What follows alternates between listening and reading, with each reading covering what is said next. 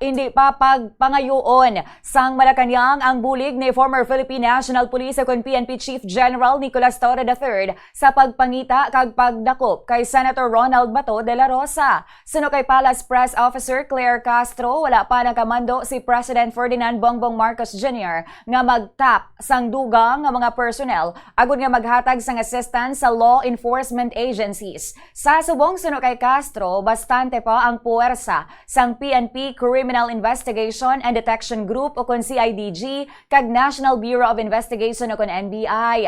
Ginapanawagan man sang palasyo sa tanan nga mga Pilipino nga mag-report gilayon sa otoridad kung may makitaan sila nga pugante sa ilang nga areas. Gintag naman sa Department of Justice ang nagligad nga semana si De La Rosa bilang fugitive from justice kag ginakabig man sang NBI nga armed and dangerous. Sang si Torre ang direktor sang pulis sa Davao Region, ginpangunahan sini ang operasyon agud madakpan si Apollo Kibuloy nga amo ang founder sang Kingdom of Jesus Christ nga wanted bangod sa qualified human trafficking kag sexual abuse. Sang nagpungko naman si Torre bilang direktor sang CIDG, siya man ang nagdakop kay former President Rodrigo Roa Duterte sang Marso 2025 ante sa nigindala dito sa The Hague sa kaso nga crimes against humanity. Nagapungko subong si Torre bilang Metropolitan Manila Development Authority o kan MMDA General Manager. Sang ginpamangkot siya anay sang nagligad nga semana kung handa siya nga magbulig pananglitan itap siya sang Malacañang,